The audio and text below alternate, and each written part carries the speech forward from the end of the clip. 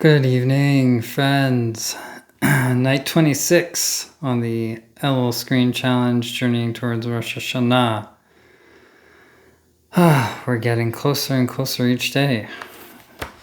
Reading passages from Inner Work, Teachings of Rav Ashlag, page 45. Every person naturally wants God to be revealed and to be able to feel God's existence. This is not the way it is, however, as everything is hidden. The reality of God and the importance of the Torah are hidden for our own benefit. So we will not make use of the pleasure egotistically. The more we work to overcome receiving in a self-serving way, the more pleasure can be revealed to us. The more we work to overcome receiving in a self-serving way, the more pleasure can be revealed to us. This is true with regard to both physical and spiritual pleasures. So every person naturally wants God to be revealed. I mean, that's a pretty bold statement. I don't know if I would agree with that. At least not on the surface. In our souls and our deep, true essence of self, yes, I would agree that every human being at the core of their soul wants God to be revealed and to be able to feel God's existence. But this is not the way it is, however, right? God is not revealed, and we are not, for the most part, able to feel God's existence because everything's hidden, because God is hidden. We walk around in God all the time, thinking we're walking around in a normal, mundane world. Breathing normal, mundane air, eating normal, mundane food, talking normal, mundane talk,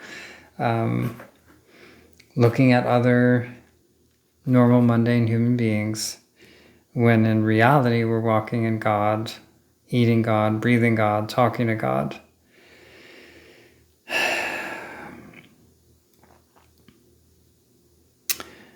The Rav says that the reality of God and the importance of Torah are hidden for our own benefit.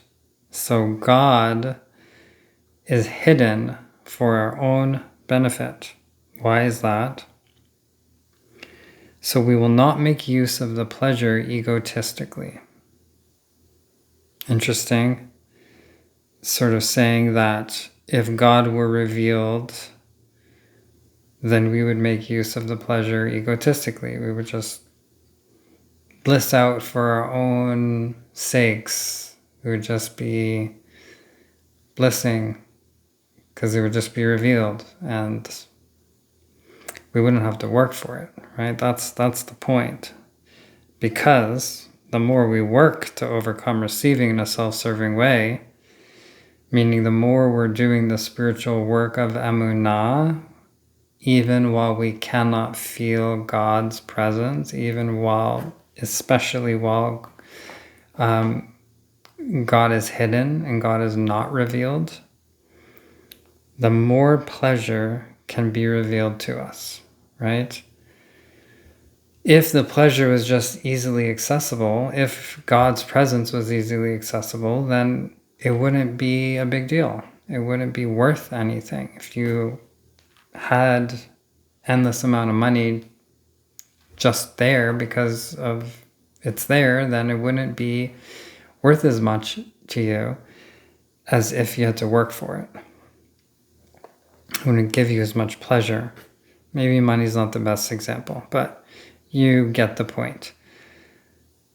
So the harder we work, the more we have to work to overcome our self-serving nature, the more we work with and through Emunah while God is not revealed, we're not feeling the connection, the more pleasure can then be revealed to us as a reward for that, all that work, hard work and effort.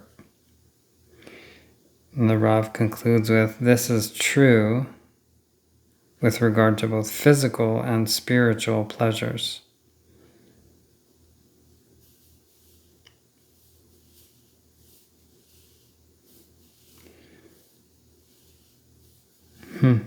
Yeah, I'm not sure of the physical part, but the spiritual part is definitely what we just described. But this is true with regard to both physical and spiritual pleasures. So with physical pleasures, if we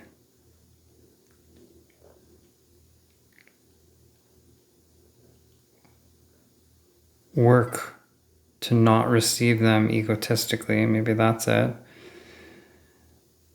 the more we work to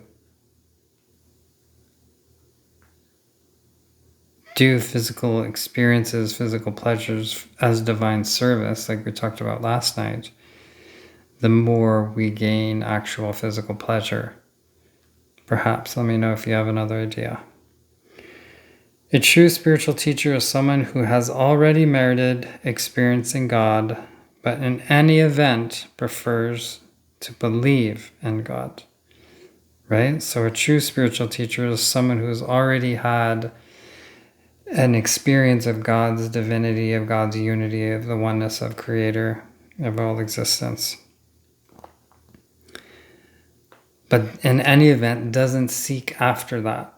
That's not the person's main goal, to seek after that state of that state experience.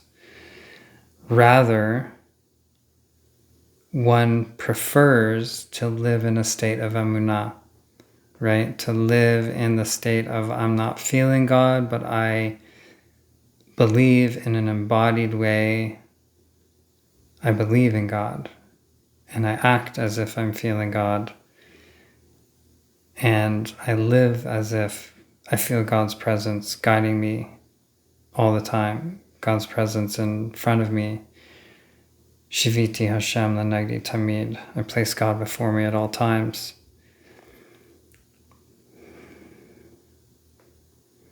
So even if a person has had like a state experience of opening to divine unity, that they don't seek that they actually prefer to be in a state of Emunah, because that state of Emunah takes it takes more effort, and it is like this state that is not fueled by feeling and experiencing God, but is fueled by a deep and embodied faith. There's actually more power in Emunah than in living and acting with in a state where you're experiencing God. The Rab just continues to talk about the importance of Emunah, right? Like as we said, like it's much easier to be living in a state of divine service if you're feeling God all the time. It's a big one. This is a challenging point, because it's profoundly challenging to manifest in the world. And I think for me, I know I seek to experience God more, to be the activator for living in faith. And without it, it is so challenging, at least in my current reality, to be living in Emunah. So I long for and seek out the experience of God and God's presence.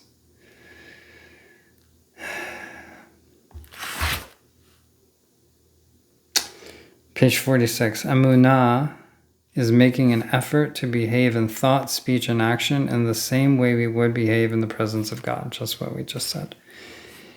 It is acting in such a way even when we do not feel God's presence, as we just said again. All of our Torah is to be focused on this aspect of Emunah. This is the real Torah that brings us to action. Wow, so the Rav is saying the opposite of my own lived experience, which totally makes sense. So yeah, Emunah is making an effort to behave in thought, speech, and action in the same way we would behave in the presence of God. Right? If we felt God was here with us, shining God's light, we felt that, saw that, felt it all the time, how we would act in thought, speech, and action. We are making an effort to live and behave in that way despite not feeling God's presence, specifically in the face of not feeling God's presence. All of the Torah is to be focused on this aspect of all of our Torah, meaning all of our spiritual practice is to be focused on this aspect of Emunah. This is the real Torah, the real spiritual practice that brings us into action. So it's all about Emunah. The Rav is saying it's not about having state experiences of the divine unity, of God's presence, of the Shekhinah, the indwelling presence. It's not about having that experience. It's all about the spiritual practice of Emunah, of embodied faith. Final passage. The main foundation of Judaism is Emunah. All our spiritual work is measured by how much we are able to go beyond our understanding. The ego is completely disgusted with Judaism because Judaism is specifically about transcending understanding. When we do only what we understand, that is not Judaism. When we do only what we understand, that is not Judaism. Wow, powerful words from the Rav. Powerful. Right? The first part, everything we just said. The main foundation of Judaism is Emunah. The main spiritual practice is Emunah. Our spiritual work is measured by how much we're able to go beyond our understanding, how much we're able to live in embodied faith beyond what we know, what we can experience, what we know intellectually, but what we feel in this faith, embodied faith way. It's all about that. Our spiritual work is measured by how much we're able to live in that state of Emunah and transcending our need for the mind to understand. The ego and the mind are completely disgusted with Judaism because Judaism is specifically about transcending understanding. Now, you may be like, that's not the Judaism I know. It's not the Judaism of the Talmud. That's not the Judaism of Halakha. That's not, the Judaism of learning Shas, the Shisha Sidrei Mishnah, not the learning the Talmud back and forth. And knowing all the halachot, like knowing. It seems the Judaism, at least I know and I grew up with, is all about knowing. You go to the Rav, you ask questions because he knows, right? He knows the information. He knows the answers to your questions. If you know and you live by the answers, that is how you stay safe. That is how you stay in God's grace, by knowing. And here the Rav is saying the opposite. Judaism is not about understanding. It's about specifically about transcending understanding. And that the ego, our egos, are disgusted by that, because the ego is an extension of the mind, and the mind wants to know, and knowing is the most important thing. And we praise and we give awards and We exalt knowing to the highest extent. And really, it's all about Emunah. It's all about transcending understanding, going beyond our understanding, going to that place of deep embodied faith where we connect with our being and knowing in our being what is happening, where we are, and what we're here to do, even if we don't feel it.